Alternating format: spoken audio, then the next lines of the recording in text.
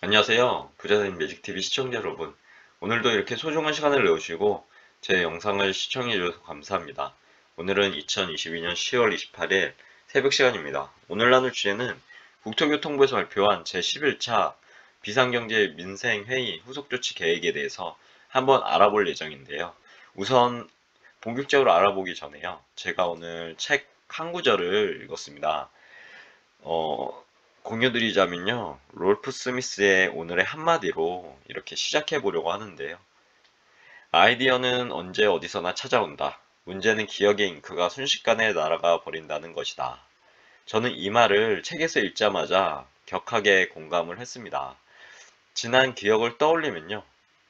저도 아이디어가 생각났으나 해당 아이디어를 적어 놓지 않아서 다시 해당 아이디어를 떠올리려고 했으나 잊어버려서 어떤 아이디어인지 자세히는 알 수 없는 그런 상황에 봉착할 때가 많았는데요. 지금부터라도 아이디어가 생각나면 언제나 적어서 그 아이디어를 펼칠 수 있도록 열심히 노력해 보고자 합니다. 그럼 본격적으로 한번 알아보시죠. 금일 대통령 주재 제11차 비상경제 민생회의에서 논의된 실수요자 보호 그리고 거래 정상화 방안 관련 관계부처 추진 계획을 설명에 대해서 이렇게 나왔는데요. 정부는 거래 위축과 과도한 규제 등으로 실수요자가 내 집 마련과 주거 이동에 어려움을 겪고 있는 상황을 해소하기 위해서요. 청약 당첨자 기존 주택 처분 기한을 연장하고 중도금 대출 보증 확대하고 금융규제 정상화 등의 조치를 속도감 있게 추진할 계획이라고 합니다. 과제별 세부 추진 계획은 다음과 같은데요. 우선 첫 번째로 청약 당첨자 기존 주택 처분 기한 연장에 대한 건입니다.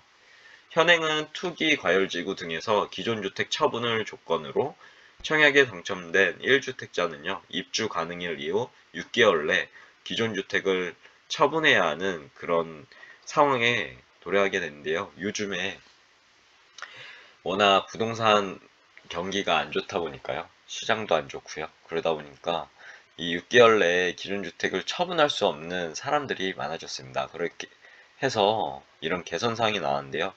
기존 처분 기간이 6개월이었잖아요. 근데 이 6개월을 2년으로 연장을 한다고 합니다. 그리고 조치 계획은 주택 공급에 관한 규칙 개정을 한다고 하고요. 12월에. 그리고 10월 27일 금일 기준 처분 기한이 도래하지 않는 기존 의무자에게도 소급 적용한다고 하니까요. 해당 내용 머릿속에 넣어두시면 좋을 것 같습니다. 두 번째로 중도금 대출 보증 확대인데요. 현행 보시면 주택도시보증공사 그리고 주택금융공사 중도금 대출 보증은요. 분양가 9억 이하 주택에만 적용됐었습니다. 하지만 이제 개선 사항으로 12억 이하 주택까지 확대 추진한다고 하고요. 조치 계획은 HUG 내규, HF 지침, 조속 개정을 한다고 하네요. 세 번째는 규제지역 추가 해제 검토에 대한 부분입니다. 현행은 투기 과열지구가 39곳, 그리고 조정 대상 지역이 60곳으로 이렇게 되었는데요.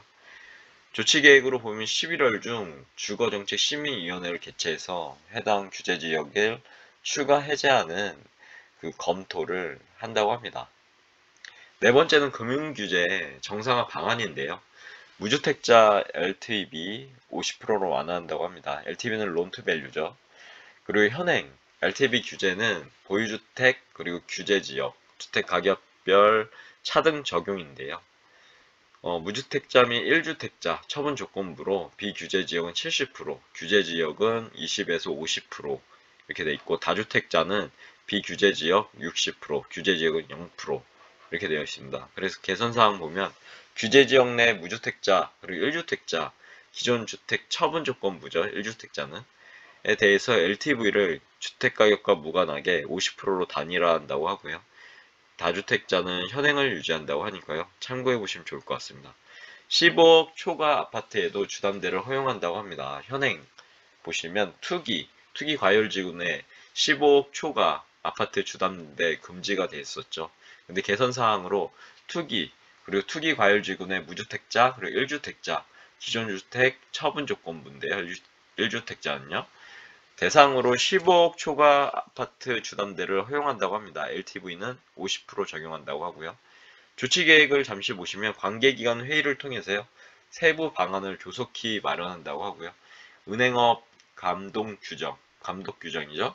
개정 등을 거쳐 내년 초 시행을 준비한다고 합니다. 아울러 정부는요, 도심 내 우수입지 공급기반 확충 등을 위한 국민 주거 안정 실현 방안 및 청년, 서민 주택 안정을 위한 공공주택 50만 호 공급 계획 등으로 후속 조치를 속도감 있게 추진 중에 있다고 합니다. 이와 관련해서요, 재건축 안전진단 개선 방안도 연내 발표할 계획이라고 하니까요, 해당 내용 머릿속에 꼭 넣어두시면 좋을 것 같습니다.